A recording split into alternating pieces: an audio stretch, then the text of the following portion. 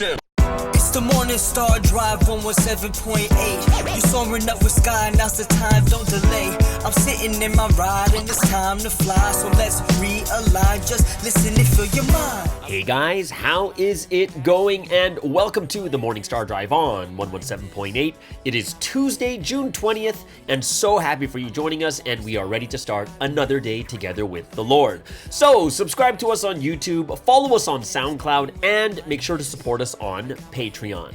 Now today we have an exciting podcast for you. We have Provi in the media, the practical word study, and of course commentaries, updates, and news on what is happening around the world in this history today.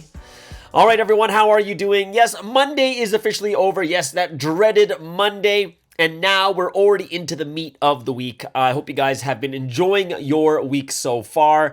And if you haven't yet, guys, go ahead, leave a like or a comment to build our community. Really happy for everyone joining us every weekday on the Morning Star Drive. Let's get up and support each other each and every day. All right, so for me, I'm having one of those days.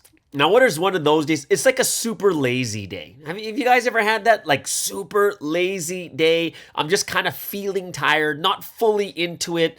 I didn't do anything tiring. It's just one of those days, right? Like I didn't go to work out today. I don't know. Maybe I got menopause or something. It's just one of those lazy days. You guys never had that day where you want to just stay in bed? Right? You want to stay in bed and just chill. And what makes it even more tempting to just stay in bed is it's like a little bit chilly today, right? So my room's a little bit cold and like it's so nice and warm under the covers. It's not about me going back to bed. It's just being in bed in these conditions. I don't know. You guys have that? You guys ever have that you just want to stay in like even for me right now, I am recording this really late. Like this podcast will be going out within the next hour. So, I'm just like, what? I got to get all this stuff. Like, no, not hour, probably an hour and a half. Yeah, about an hour and a half. So I'm just like, man, I am cutting it close. So if it does come out a little bit late, that is my fault because I had like the lazy day. What's that song? Is it from Bruno Mars? I just I don't want to. What is that? What's that beginning part of the Bruno Mars song? What's that called? Is it the Lazy song? Right? Oh, what is that beginning?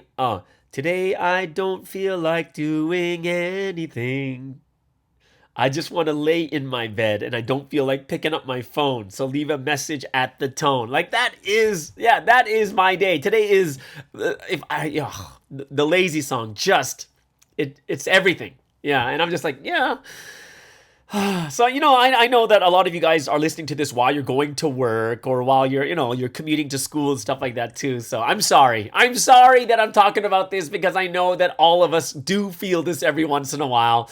But leave a like there if you're really feeling the lazy day today. Yeah, that's just me right now.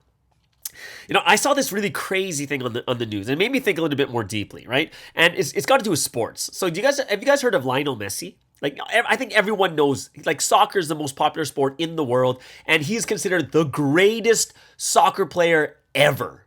And I would say undoubtedly the greatest, right? He's won the most Ballon d'Ors, which is like the best soccer player in the world every year. He's won it 2 times more than the next person, which is Cristiano Ronaldo. He's won every major soccer award and cup. His teams have been so good. And, a lot of you guys, I think I talked about this maybe last week, that he's going to be playing in Miami for Major League Soccer, which is like one of, it's not a very good league in the world, right? And, people going crazy because Messi is coming to Miami, whatever it is, right? Now, this is a crazy part that I was listening to a podcast on sports, and it's what he turned down to go to America. Right? Because he says he wants to focus more on the family, but I'm going to tell you right now, he's going to be making a ton of money in America too, because it's Adidas and what's the other company? There's Adidas and some other company that's working together with MLS that are going to give him like profit sharing of the stuff that happens in Miami. He gets like a piece of the team in Miami also. So it's not like he's losing, but he is losing a lot because he was offered the biggest contract in sports history. Okay?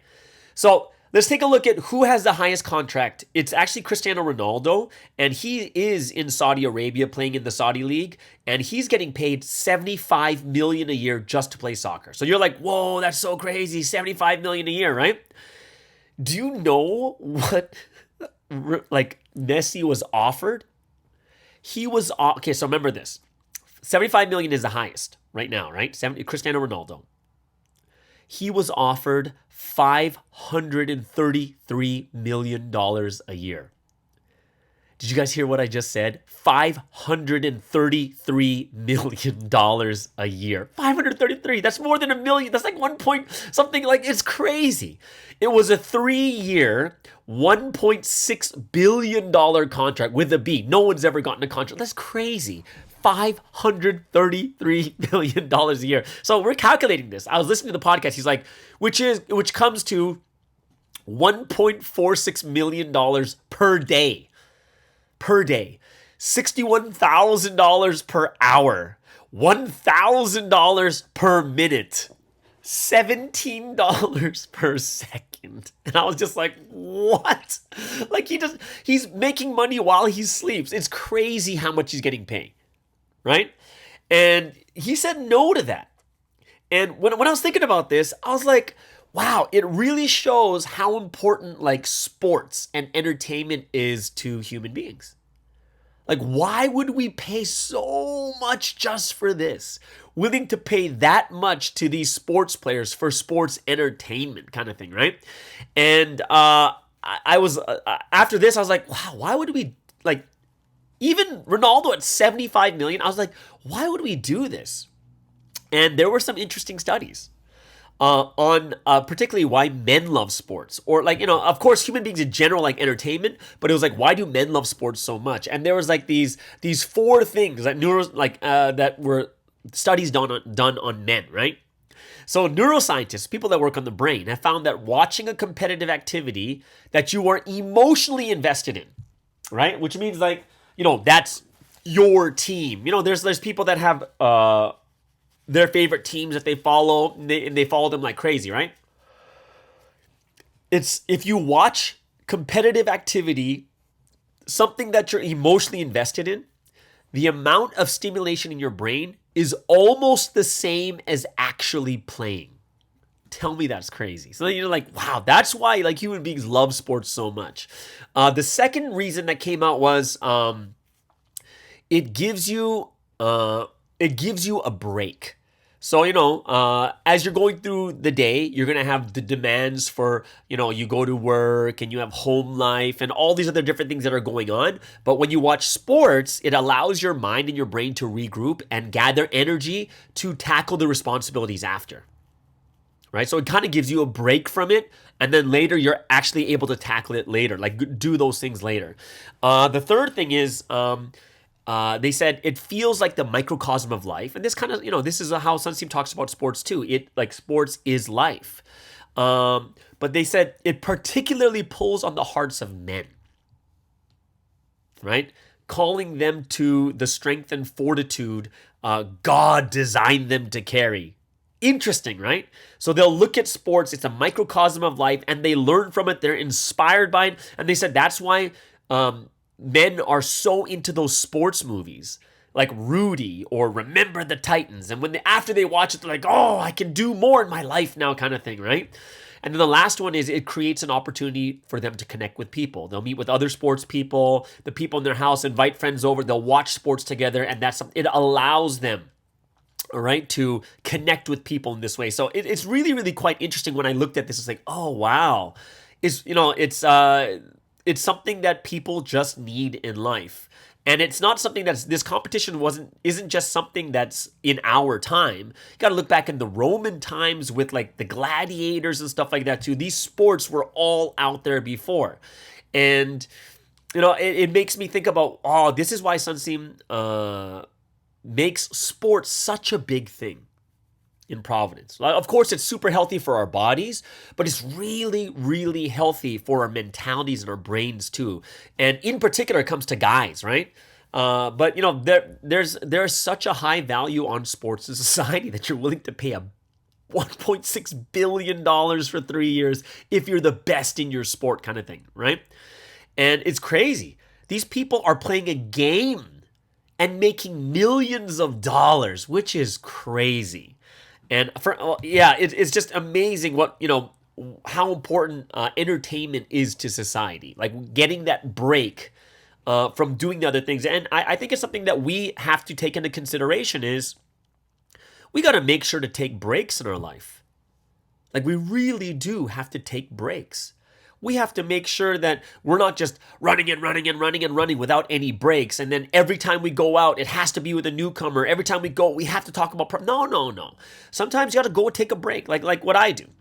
You know, like I probably take too many breaks, but it's like I go to watch a movie. I go by myself, just go watch a movie. I go do this, I go do that. Why? Because, you know, it's my break time. And I think that's something that we have to really think about also. So that is something that I thought was... that was something that I really thought would, I think that's something that we really have to think about, the importance of entertainment in our life, not doing things just because it's a work thing, but make it fun, right? And I think this will allow us to give us the breaks we need to continue to run and do the things that we want to do each and every week, right? And I think that's kind of like you have a work week. Work week is Monday to Friday, and then you get Saturday, Sundays off. Right? And you're not doing work. You're doing completely different things. So it recharges you so you can go back to work the next week. Right? And I think maybe that's kind of why I have a lazy day today. I just need that recharge. And when I get that recharge, then I'm able to start doing things better and better again. Right? So, yeah. So I all these things kind of connect together. I'm glad you guys are liking the coffee tips. Right? I have another coffee tip today, guys. And it's going to be about what roast is best. And the answer is there is no best roast. There isn't, right? Roasting, you have light, medium, and dark. And of course, you have like light, medium, and then medium, dark. Like you have in-betweens and stuff. But there's 3 main roasts, light, medium, and dark. And just kind of let you guys know is the darker the roast, the less caffeine there is, right? Of course, the difference is negligible. It's not like huge differences between the dark roast and the light roast. But the darker the roast goes, the less caffeine content there is. Right? So that's the first thing about roasting is, you know, darker to lighter, it's not going to even be a big thing, but the darker the roast, the less caffeine. Now, I would say the bigger thing for me as someone who is a coffee lover, the biggest reason why I never drink dark roast, never, is because the difference is in flavor. Right? So the darker the roast, the more the flavor compounds are hidden. It becomes more smoky and a little bit like burnt flavor notes. But if you really want to taste the flavor notes in your coffee, for those who are coffee snobs and such, get a medium or a light roast. And those flavors don't get hidden, but they're enhanced. Right? So like for me, my favorite flavors of my coffee beans, I like a medium roast, but I like the beans that are more chocolatey and nutty. I think that's really good for espresso when it comes to me having a latte.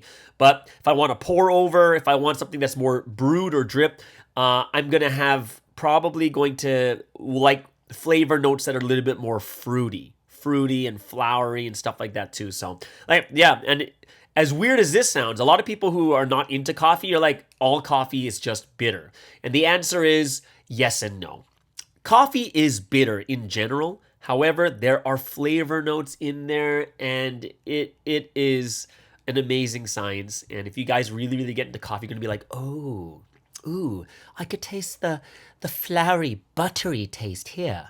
Oh, wow. This is very hazelnutish with a hint of cherries and dark chocolate, right? And you're going to become one of those coffee snobs and stuff. But yeah, that's just something I think it's a hobby. And those of you guys don't know, do you know why I started getting into coffee? I started getting into coffee because I started head leading. And it's not because I need I did need the caffeine, but it was more of I needed a hobby to take my mind off head leading. So, you know, like you need that break. So I would go off to a cafe and get a coffee and just sit there in silence and just enjoy my coffee, learning about coffee. And it was my hobby to get myself away from the everyday tasks, right? And that's something I do think that we have to think about also. Either way. So that's kind of, that's the genesis of my coffee loving experiences. I want to talk about the poll. Poll's very, very interesting, right? Because in the poll, I talked about how was your 70-day prayer condition, and very, very interesting.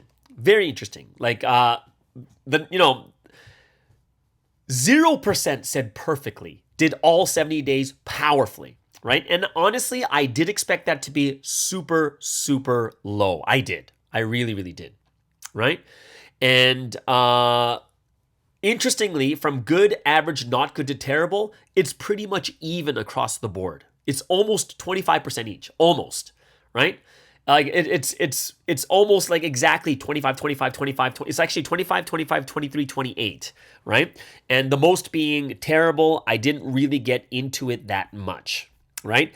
And I'm going to tell you why I really appreciate everyone, the people who do the polls, right? And even though it was terrible to good, quite evenly, 25% of each, one of the good signs I saw was that even the people that did terrible, like 28%, which is the highest one, 28% said terrible. And to me, that's a good sign. Good sign meaning what? It's not easy for people to put in the poll, I had a terrible 70-day prayer condition. Because you might feel embarrassed, but the fact that you guys were able to write down and even write that it was a terrible 70-day prayer condition means one thing I really think that you should understand is it means that people are very self-aware, right? They're not kidding themselves. They know exactly what their condition is. They know what they've done over the past 70 days. They're not embarrassed by, well, they might be a little bit embarrassed by it, but they're able to write it down and say, hey, this is what it was like. And I think now, if people are self-aware and people are very open and honest, and I like how our channel is very transparent, I think one of the things that we have to think about is the next bigger thing that has to happen next is the how. So how can I make it better? I'm not saying we're going to be perfect. I'm not going to say that we're going to, all of a sudden go to every single prayer is going to be that great. It's just, what are we going to do to make it better? And I think this is the most defining question for all of us to grow better in our faith, whichever one you put. Even if it was good, how to make it perfect. Even if it was average, how to make it good, right? How do we upgrade our faith even more, right? And like number one, that first step is done is being self-aware and understanding your position. Where are you in your prayer? Which leads to the next one. Like I said, the most defining question is, how can I make it better? Right? And interesting thing is, most people are going to say, like there's a comment about their prayer condition. They said terrible, but I know I should have prayed more. Like I realized, I wanted to pray more. Right? It's true. Right? A lot of us are going to be like, oh, I got to pray more. Oh, I got to get better. Oh, I got to pray deeper. And we kind of just say it with our lips because we know that's what we want. However, the problem is we kind of just say what we know is true, but we don't actually do anything. We just kind of go on with life and it just remains the same. And the how-to becomes the most important thing is, well, then what's my next step? Right? How can I get better? Well, there's got to be a next step. What is my next step to get better? And, there's going to be a lot of different things that we can make up in our hearts and our minds, right? For instance, let me give an example. Some people can say, you know what? I'm going to pray no matter what. What does that mean, right? It means that, okay, so I'm having a hard time in the pre-dawn, but I know I need to pray. So every day when I take the train, right? When I take the bus or the train to school or to work, I am going to put on my earphones, put on some prayer music, and I'm going to pray or read the Bible. One of those two things, off and on, right? That's one way, right? Okay, you know what? I may not have to pray at this time, but you know what? I'm going to pray every time I'm on the bus going to work. Or some people said, you know what? I don't take the bus. I'm driving, right? So what some people can do is what? They'll say, you know what? I'm going to put on prayer music in the car, and I'm going to pray out loud when I'm driving. Or I'm going to turn on an audio Bible while I'm driving, right? And these are some things that is an actual step to help you to get better, right? Some people are going to be like, you know what? I'm going to make sure that I pray no matter what time I wake up, even if I'm tired, even if I want to stay in bed, I'm having that lazy day, I'm going to pray in bed. I'm going to thank God at least, right? So like these are different steps and plans that people have, right? It's more than the just, man, I got to pray more. Man, I got to pray more deeply. Man, I wish I could pray more. Like these are all things that are kind of very passive. And it's just kind of like, you gave up because like, well, maybe I can, maybe not. And what we need to do is we need to be those that kind of have an action plan. What's the next step you're going to do? And I think that's even more important, right? We've actually hit the most important part, which is being self-aware and knowing that you need to change. It's kind of like, don't you guys know those people that think they're good, but they're really not good? And you're kind of like looking at them like, whoa, this person's so like unaware of themselves, right? But when we think about it, it's like, wait, we need to be those that understand that, okay, so this is my condition right now. I understand my condition. So what's next? Like, what is the next thing I can do? And the next thing is, well, I got to get better step by step. So what should I do next? Right? And that how becomes a very, very big thing that I think all of us need to kind of work on. That part is the how. And I think this is one of the reasons why I've talked about this before is the need for a strong church community becomes such a major focus and factor for all of us, right? The need for a strong church community. Not everyone is so good alone. Not everyone is, right? And not everyone is strong and ready to be alone in faith yet either, right? And, if you don't have a church to go to, if you don't have people there to support you, if you don't have people there to talk to, it becomes that much more to grow your faith on your own, right? This is the reason God made a church. We were never meant to be alone in it because we know it's a very difficult and hard process to grow our faith, to fall in love with an invisible being, right? We need to learn how to do it. We need examples ahead of us. We need that community where we can ask those questions in the room and an answer comes and people say, oh yeah, I was thinking about this too. Oh yeah, this happened here too, right? And I think that's something that all of us have to kind of get our hearts and our minds to be thinking about, right? What are the things that we need to do next? What are the things that we really need to help ourselves with?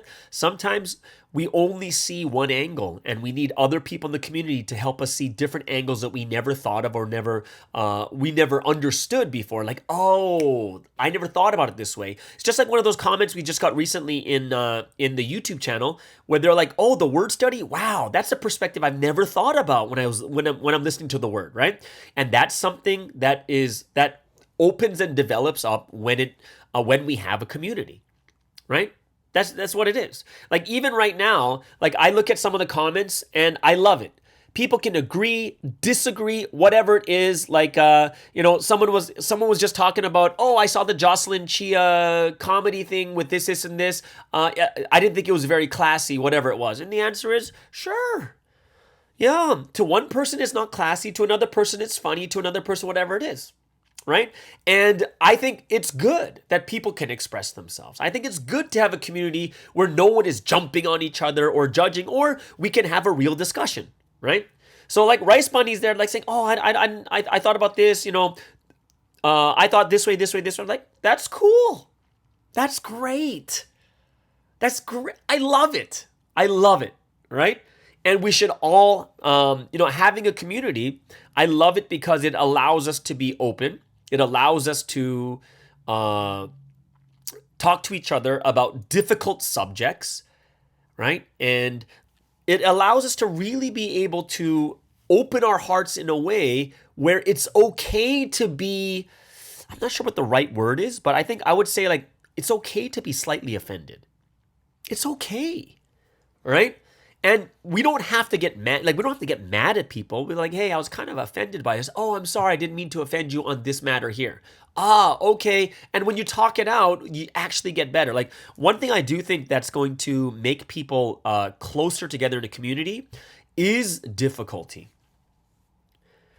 Haven't you ever noticed why people get closer to each other? Like when you watch those movies and then all of a sudden there's a big earthquake and then these people start working together and they get through it and they're alive in the end, they all become like family. Why? Because they went through a very, very difficult time together and it draws them closer because they were able to work it out together. And I think that's very, very important, right? Even between two people. No one's going to have a perfect relationship. Like ask every blessed family, JS, whatever it is, any married person out on the street and ask them if you've never gotten into a fight because you love them so much. And the answer is no way. Everyone fights. Everyone gets into these difficult things. And sometimes it feels like, am I ever going to get over this? And the answer is you will if you work together and you talk and you have this, like, a marriage is a community of two, which eventually becomes 3 or 4, however many kids you have, or family members that get involved. And I think that's something that we have to really, really take into consideration is, guess what? We're going to disagree, and that's okay. That's okay. We're going to work through it together. And a community that works through the difficult times is going to get tighter and tighter. And when something from the outside comes to hurt this community, we're all able to be one and together and defend each other and such too. I love it, right? And I hope that we can continue, like I said, this is not about getting the clicks and views because it's only for members, right? So I'm not like advertising this out to, it's just for members, right? But the one thing that's important for all of us here is that we can build a community where we can grow together in our faith, going through the difficult times and sharing these things so that our community just gets tighter and tighter. And whenever there comes a time where we have to defend ourselves, we're going to put our lives on the line for each other. And I think that's a strong community, right? Strong community is going to sacrifice for the other. And I hope that this is what this community turns into also. All right. Either way. So yeah, a lot of things on my mind, but I really hope it's something that you guys can gain from. And, we can talk even more about this. Leave it in the comments below too. All right. So let's move into the first break of the day.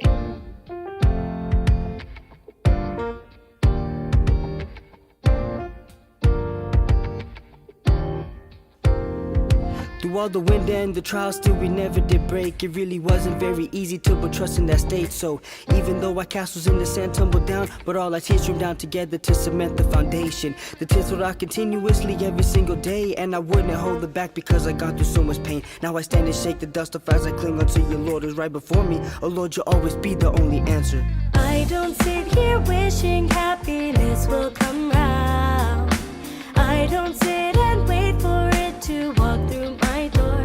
Happiness comes to those who take action on love. When I love with perfect faith, Yeah, perfect faith. happiness will fill my heart. When I'm faced with the roadblock, I think, what would you do? Even so, with all that thinking, I fall further in distress and agony. When I leave those thoughts behind, it's a better life. I leave my suffering and failures far behind me. You saw me struggle to chase a brighter future. While running after happiness, I turn to you, our eyes connecting. As you sweat, you flash a smile, and this is what you tell me. Let's create our own happiness, though times it may be difficult. I don't sit here wishing happiness will come round. I don't sit and wait for it to walk through my door. Happiness comes to those who take action on love. When I love with perfect faith, Yeah, perfect faith. happiness will fill my heart. I'm not afraid, Lord, you have always been the answer for me. I'm not afraid, I'll hold your hand in mine. Those days were once so painful and distressing. The massive waves that tore me down were scary and depressing. But though confusion, chaos, fear devoured me completely, the moment that I found you, I was spared out of the deep sea. Now all those moments in my life, no matter how I struggled, are precious and important cause they led me to our meeting. So now I'll never leave you, know my faith and love will not grow cold. And just as you have done for me, I will believe, I will love you more. As long as I live, I pray only to look to your will. I'll offer prayers full of joy and happiness. I'll stand upon Christ as my rock. As long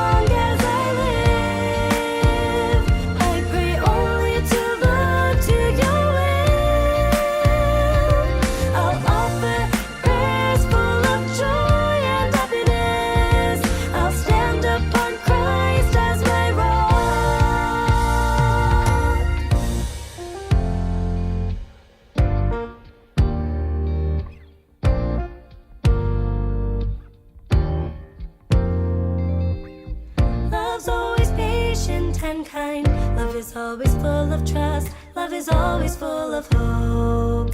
And love always perseveres. Love's always patient and kind.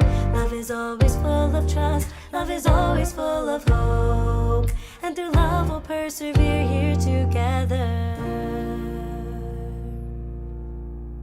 All right, so let's get into today's word study. And of course, every single Tuesday we have the practical word study. How can we put the words of God this week into practice? And there's a couple things that I was thinking about, but before I get into that, I want to first talk about the perspective or this paradigm shift that we need in the way that we think about faith, right?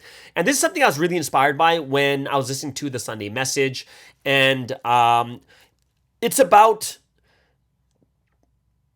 sometimes we get discouraged because we don't get the results we wanted. Like, for instance, this 70-day prayer condition. When you look at the 70-day prayer condition, 0% put, I had a perfect 70-day prayer condition. I did all of it. I prayed deeply, all these other different things, right? And, a lot of times, things, the prayer didn't go deep as you wanted. You didn't feel God as much as you wanted. You wish you did better. I wish you prayed more. Oh, I could have done more than 10 days or whatever it is, right? Whatever those things were, we have those things in our mind and we get disappointed because the result was not what we wanted, right? And one of the things I do think that is a detriment to a lot of us is this result-oriented type faith, right? You're always basing it on the results. Right? And I think it's very interesting because faith is about results in one sense, like how many people did you evangelize? How did you do your prayer? How did you do this, right? But if you look at the real actual goal, the actual result that matters doesn't come until the end. Like the end of your life. Like the real result that matters is, did you make it to heaven or not? Like, isn't that the real result that matters more than, hey, guess what? Did you evangelize this many people? No.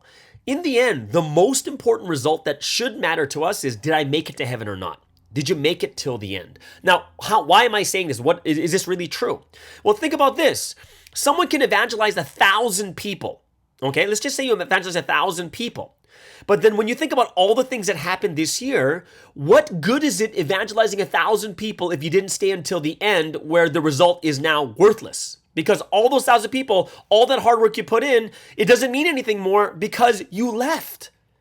Which means that the number one and most important part is, what is the overall goal? That's the goal that we should think about as the most important one is, did you make it until the end? Did you get to heaven? Did you get raptured? Like, those are the things that matter more than anything else.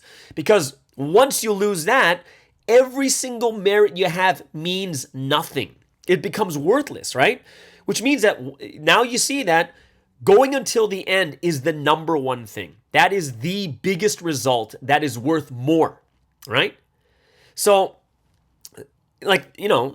we know it's worth more because if you don't make it till the end, then every merit you have, right, all the results, numbers, and things that you have right now are worthless.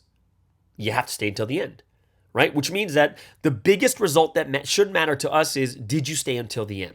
This is the biggest one that makes everything you have done until that time worthwhile. Okay? So once you understand what the actual result we're looking for is, then we can understand why, the importance of the process. Which also means that if what matters is you make it until the end, like you make it to heaven, you get raptured, right? It means that everything that we do from now on until we die is all part of the process, which means that we're not going to be perfect at it.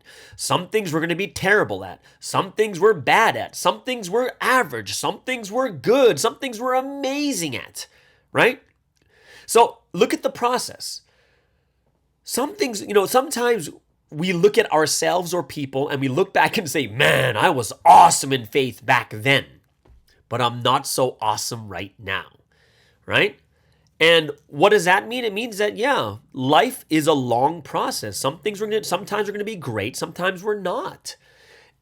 We're constantly growing. We're constantly finding new ways to live, and we're doing things that God wants us to do. And it's not about just results that you get right now at this moment. It's about the totality of results of your entire life of faith. That's the way you have to see it. You can't look at 2023 and say it's a failure because I didn't evangelize a single person. Let's take a look at Peter. Peter was an apostle. He wasn't evangelizing many people during the time with Jesus. So imagine this. He's with Jesus, the Christ, the Messiah, next to him, doing miracles, all these other different things. Imagine he doesn't evangelize a single person. Oh, I'm so worthless. I'm living with Jesus right now, and I can't evangelize a single person. And then later on, he does like 5,000 people at once. Was it 5,000? Right? How many people was it? How many people Peter evangelized? Was it 5,000? Was it 5,000 people? Right? It was like he preached to a huge crowd, right? And that's like in the book of Acts chapter 2 or whatever it is, right?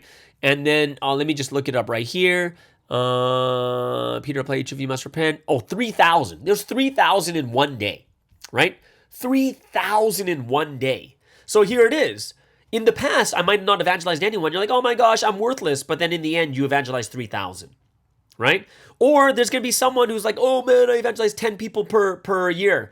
And then they kind of lose their faith or whatever it is, right? And then in the end, they only evangelized, let's just say they ran really hard for 10 years. That's 100 people, which is a lot, but it's different than 3,000 from Peter, right? Which means that we can't be too results oriented, like the current time right now. Like, don't get discouraged by those things. We're in process, and the process doesn't end until we die. And for most of us, we're going to be living for at least another 40 to 70 years. We're going to be living that much longer, guys. Like, even for me, when I look at the average lifespan of someone in Canada, I'm basically halfway. I still have another half to go, right?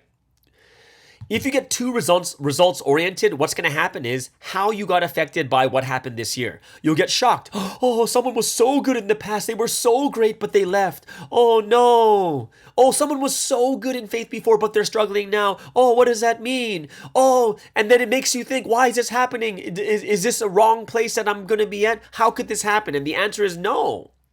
It's the way that you think is wrong. You're thinking that that result for that moment is everything. And the answer is, it's not. How many people you evangelize? It doesn't matter. In the long run, how many people I've evangelized to this moment in time doesn't matter. What matters is what happens by the time I end my life. How many people have I affected? How many people have I helped to evangelize in my whole life? And most of you still have more, most of you are going to be in your 30s. Like the largest group we have is 25 to 34, I believe, in this channel, which means you guys have like 60 to 70 years left of your life. Maybe not less, like 50 to 60 years left. You have more years than you've lived. You can't be sitting there like, oh, I didn't evangelize anymore. Oh, I missed pre-dawn today, kind of thing. I'm not saying feel good about it, but it's understanding the big picture. And if you're too results oriented, you get affected by, how did this person leave? How did this person leave? Oh, there must be something wrong. And the answer is no. The perspective has to shift.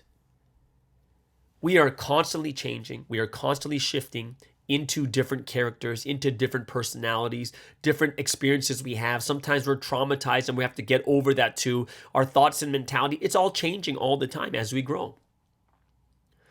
And if you understand yourself really well, you're going to realize that, yeah, people change all the time. They could be good in faith last year, but terrible this year. They could be good last month and be terrible this month. They could be great in faith for 10 years and then leave. There's got to be a shift in mindset that is pushing towards long-term, like it's still results oriented, but it's not right now. It is what you do in the future, like until you die. It has to be long-term, thinking far ahead, right? And like I would say, one of the biggest things you need to work on is foundational faith. Foundational faith, I think, is number one. Like making sure that foundation is steady and strong, like nothing's going to get past you in this one. Like one thing I will tell you is because I come from the former faith, I have strong foundation. It's absolute. Very, very Christ-centered. Everything's about God and Jesus, you know? When, way back in the past, in the former faith, no matter how much I strayed from the faith, even when I stopped going to church, even when I stopped going to church, I stopped praying, I stopped, all those different things. But the one thing I never did is I never denied Jesus. I never denied God. It was impossible for me. My foundation was still there. Even when I stopped praying, think about it. When I stopped praying, it was still there. That's a strong foundation you need, right? Where it shouldn't, like, I'm not going to, I want to say this carefully, but just because you stop praying doesn't mean all of a sudden you leave Providence. Like that's really weird for me. That means you never had a foundation. There's an absolute center, right? There is a center of my faith. That's why even this year, when, when a particular person left, that person didn't leave. Like that person leaving doesn't affect my faith because it's not my center.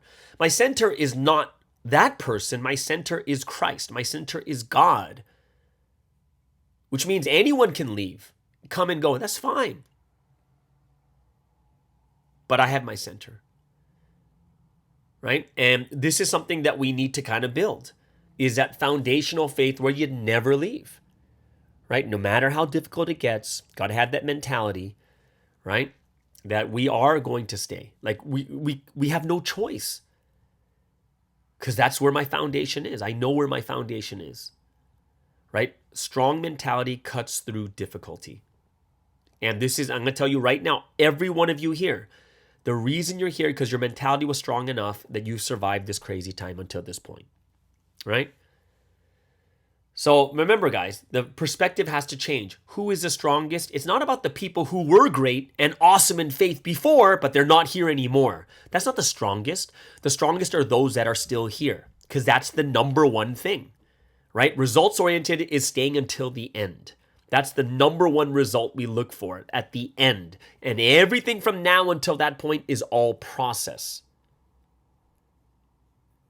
Now, the next thing we need to do is, once I understand this mentality, then everything is about process, meaning what do I have to do next? It's putting in the effort to do well. And all throughout our spiritual life, if we want to have that strong faith and be successful eternally, two things that matter is prayer and word. Those are the two things. If there's an answer to every single question about your faith, it's usually prayer and the word. Like those are the two general answers for everything. So if you're stuck in a spiritual rut, if you're lukewarm, your love has grown cold, it's about prayer and the word, right? We got to go until the end, right? So for those of you who are stuck, love has grown cold, how many of you can spare, let's just say 7 minutes a day for the word? 7 minutes. And you'd be like, everyone's got 7 minutes. 7 minutes even during my breakfast. I'll just focus on, I can use these 7 minutes while I'm eating breakfast or while I'm on the train or while I'm driving, whatever it is, right? And why I say 7 minutes is, everyone's got 7 minutes in the day, right? You spend 7 minutes going to the toilet anyways, right? Like read the Bible, 5 minutes, pick one proverb you like and meditate on it for 2 minutes. Done. Every day. Don't miss it. 7 minutes a day is not a huge sacrifice. That's the word, 7 minutes a day. And for some of you, you could grow it and say, I'm going to go 10 minutes. Some people are just like, I go minimum 7 minutes, which means you could do more if you want. Prayer in the pre-dawn is recommended for 40 minutes, is a recommendation, right? Well, some people said, you should pray for at least 40 minutes in the morning. But sometimes, it is the recommendation. However, we have to realize that it depends on your condition. Sometimes 40 minutes is a burden because your faith is not doing that well. Right? And that's why you could do prayers in multiple ways, right? You can do it in multiple ways. Do it in a way that fits you so that you can overcome this situation. Like some people like to write your prayers. Some people like to take a walk in nature and pray. Do it. Go into the forest, by the water, just relax, take a nice walk, and while you're walking, put on your earphones or whatever it is and just pray. You got to find new ways. And once you find these new ways, what's going to happen is you're going to be able to bring your faith back to life step by step, right? Think about long-term and process. if your faith is pretty bad, just think about you're going to need some time to bring it back. It's not going to be an easy thing. You'll need some time. It's just normal, right? No, it's not going to be results oriented. Okay, I'm back now. I'll be back tomorrow. No. Got to think carefully. Think wisely, right? That's this week's message title, right? The one who achieves eternal success is the one who lives wisely, believing and loving until the end. What does it mean, wisely? Right? Remember, the one who achieves eternal success, which means you stayed until the end. To have eternal success means you're here until the very end, is the one who lives wisely, which means that you realize that it is results oriented, but it's not until the very, very end of my life, which means to live wisely is I got to bring myself back up to where I should be. It's going to take some time, and I'm okay with that. I'm going to spend the next 2 months on this. It's enough time. I got 60 days. I'm going to work on this like this. I'm going to start off with the 7 minutes of the word. Boom. Right? It's living wisely. Instead of burdening yourself and saying, oh, man, I got to be better now. I got to do it now. And the answer is you don't have to do it right now. You should start right now. Get better right now.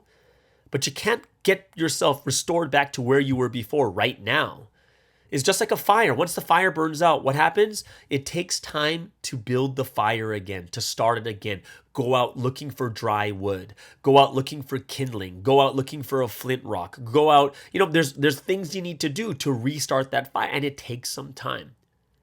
Who is the one that's going to achieve eternal success? It's the one who makes it till the end, which means live wisely, right? Live wisely. All right. So there it is, guys. That is today's word study, the practical word study. Hope it's something that you guys are enjoying and having a good time with. I'm enjoying all these word studies and this time here too, even though I'm a little bit lazy today. I'm very grateful for all of you listening. So let's move into our second break for the day. 我看见主的模样 So alive, so alive 我听见主的声音 So clear, so clear 他的爱融化我心使我灵魂安然平静那话语充满能力使我能看见改变的神迹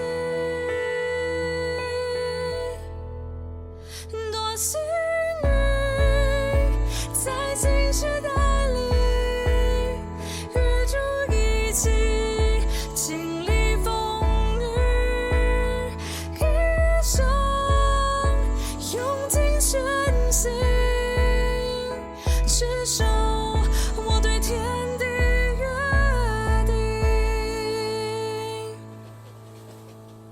我看见立志前进着 So alive, so alive 我听见话语满溢着 So clear, so clear 主的爱始终如一不曾改变使我能完全沉浸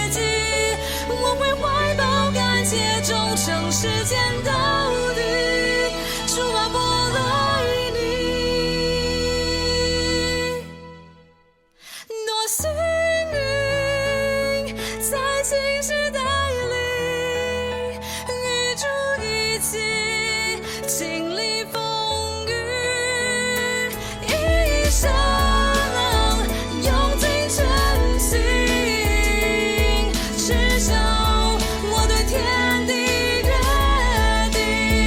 多幸运，在新时代里与主一起经历风雨，一生用尽真心，至少我对天地约定。我看见主的模样，so 我来，so 我来。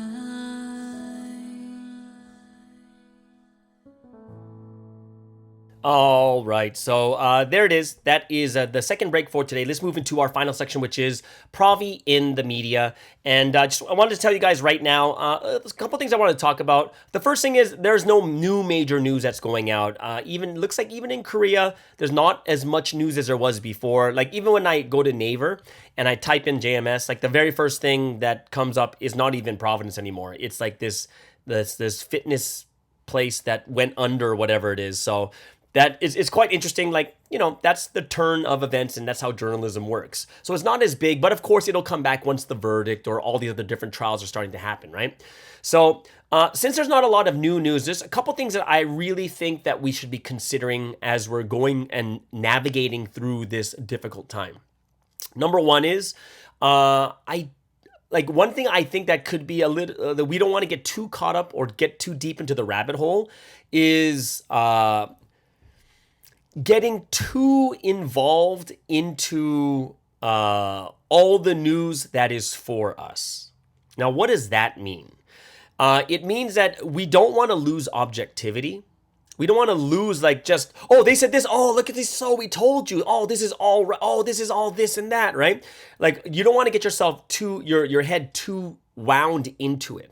Because the moment you start doing this is you lose objectivity and you can't really have a good discussion with people on the other side, right? Or you can't have a really good discussion with people who have good questions about it because all you'll talk about is, well, I saw on this YouTube channel and this said this, and this, and this said this, and this too, right? And I do think we have to be aware of which channels belong to us, right? Which channels belong to us or which ones we're not sure of. Right? What is the news of the day and such like that too? Because amongst us, I think it's fine amongst members. But when it comes to talking to people in the world or talking to your parents or your family about the situation, the moment you don't show objectivity, like, yeah, I heard about this too. Yes, we're still waiting for this to come out like this, and this. But if you come out like this, like, oh man, this is like one of the worst things I've ever seen. Oh, it's such a terrible travesty, this, and this. Then it looks like you're very unobjective, right? And it doesn't look very good because people are like, oh, they're just so into this religion that they're blind. They're blinded by it, right? And that's why for me is like, yeah, there's a lot of good stuff out there, but I am waiting for more official things to come out. And that's why I don't really want to just like keep throwing things out when it hasn't been absolutely confirmed, right? So, and I would have to even say that some things that have been confirmed, not as important. They're just not as important to me, right? So I hope it's something that all of us can get our hearts to. We can really start thinking about more deeply about the situation that we're in. Don't get too comfortable, right? The moment we get too comfortable is the moment all of a sudden, again, we're going to get shocked, right? So we get so comfortable, we think everything is going well, then all of a sudden a huge wrench turns like, oh, and then we found this evidence. And then we start freaking out again, right? Because we thought everything was safe. And the answer is it's not. Right? Right now, we're still in the beginning stages of it. So we have Sunseam's trial still coming up. We have the verdict that's coming up too. On top of it, and this trial is much longer than we expected it to be. We thought it would be done in like 4 months, but it's already up to 7 months? 7 months now. Right? So we're looking at this like there's still a lot to go. On top of it, there's going to be appeal. On top of it, it's most likely going to the Supreme Court. On top of it, we have like the trial for the aiding and abetting. That's with KJS and Kylan, all those people, those 6 people over there. On top of it, there's a money embezzlement trial that's happening right now too. So there's a ton of different things happening at the same time, right? And like, this is one thing that I do want to bring up to you guys. Like, when it comes to a lot of the news can get muddled because there's so much news, like so much stuff going on. For instance, the number one thing for us is Sunsteam's trial, right? So that's already in our minds. Second one is the aiding and abetting. And then the third one is like about money embezzlement. Now, put it this way. Let's pretend there was no trial for Sunsteam. Let's pretend, okay? So then let's pretend you're not even dealing with that. There's no Netflix document, nothing like that, okay? Secondly, let's pretend, which means there's no aiding and abetting. But imagine in Providence, right, where everything's going fine, and then all of a sudden, all this stuff about money embezzlement starts to come out. You see the company, the shell company that was used, and this and that. It would be a huge deal, right? If you find out about all these properties that are owned and such, it would actually be huge to us. And the reason why it's not huge is because there's bigger things coming out at the same time. And that's why for me is, I tend to look at these things separately, right? Now, when it comes to the aiding and abetting, that's actually connected to the trial, Sunsteam's trial. But I take those two and separate it completely from the money embezzlement, because I know that if I'm thinking very reasonably, this would be a huge topic. Like, it would be crazy inside Providence if this news of embezzlement with all the properties, the shell company, all that stuff coming out, we would be talking about this for like the next months. We'd be shocked. We'd be like shocked. Oh my gosh, this is happening. Oh my goodness, this is happening. But the only reason we're not looking at it in a very objective or reasonable way is because the other things that are coming out are way bigger than the money embezzlement. Right? So, it's always good to keep ourselves in a very objective thought, thinking, and our minds will always be in that right place. So, there is no major news coming out right now. Let's wait a little bit more as in a couple of days, the second trial for the aiding and abetting is going to happen. I think it's happening on Wednesday. It'll be Tuesday our time, Tuesday evening our time, but it'll be Wednesday for them over there. So let's continue to pray that justice is served, okay? So there it is, guys. That is Provi in the media. There wasn't any major updates, but I hope you guys enjoyed that talk. If you have any comments, leave it below. We'd love to hear from you guys and see how you're doing too. All right. So there it is. That is today's Tuesday podcast. Hope you guys enjoyed it on my lazy day. Everyone have an amazing day, and we'll see you guys again tomorrow on the Morning Star Drive on 117.8. It's the Morning Star Drive 117.8. You soaring up with sky, now's the time, don't delay. I'm sitting in my ride and it's time to fly. So let's realign, just listen and fill your mind. I'm burning with desire and the passion. Nobody can stop me when I'm